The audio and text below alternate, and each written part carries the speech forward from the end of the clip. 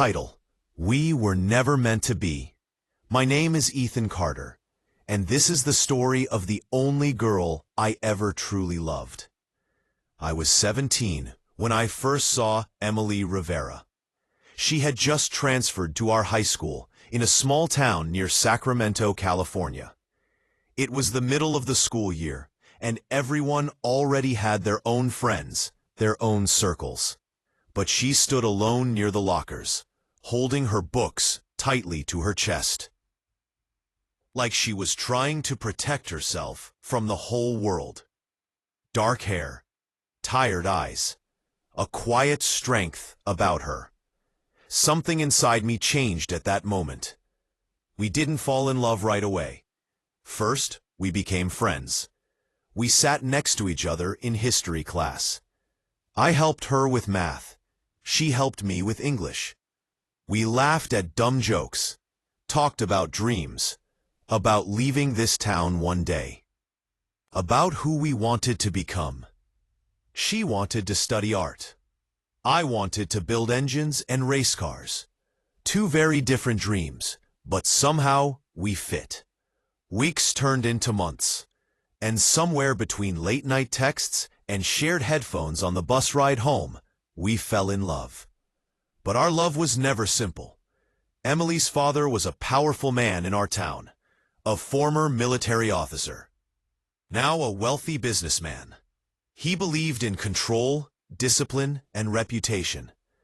He believed a daughter's life was something that could be planned like a business deal.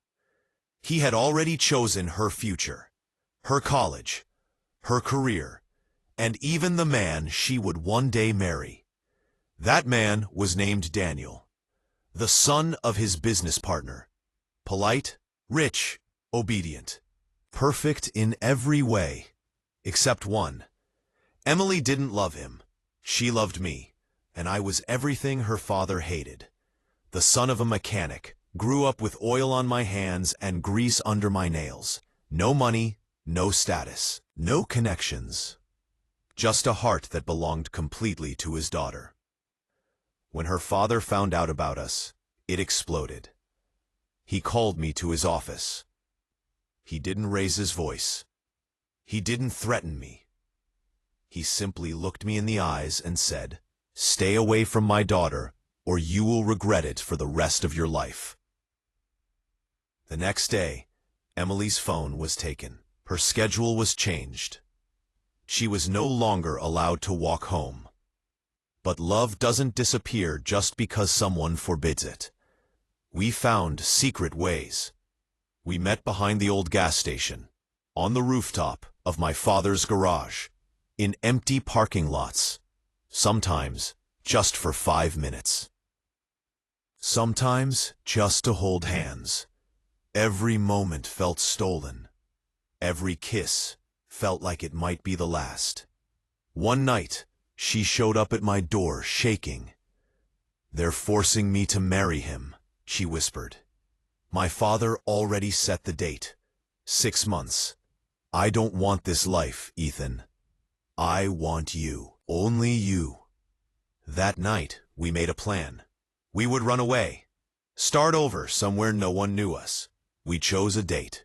A bus station in San Diego.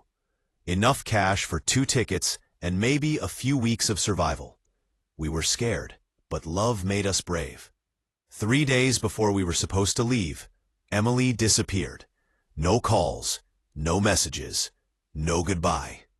Her house was empty. Her father told everyone she had moved away. Just like that. I searched for her for months, then for years. Every unknown number made my heart stop.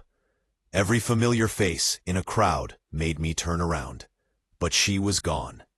I graduated alone, built my life alone, opened my own garage, dated other girls, but never truly loved again. Because my heart never left that bus station, 10 years passed. Then one night, I got a call from a number I didn't recognize. A hospital. They said someone had asked for me by name. I didn't know why, but I already knew who it was. Emily. She was lying in a white hospital bed, pale, thin, weak. But when she saw me, she smiled the same way she used to at 17. "They never stopped me from loving you," she whispered.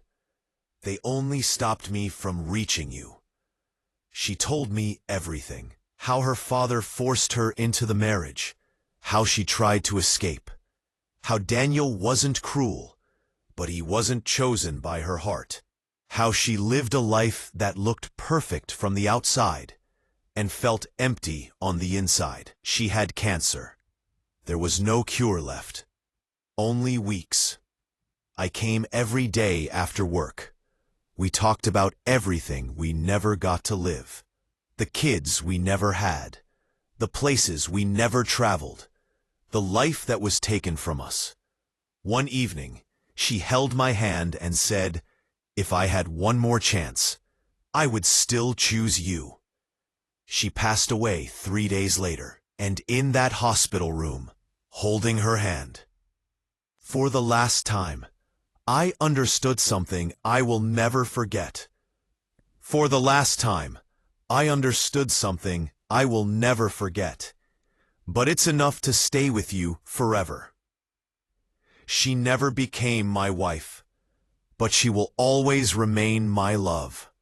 And this was our story.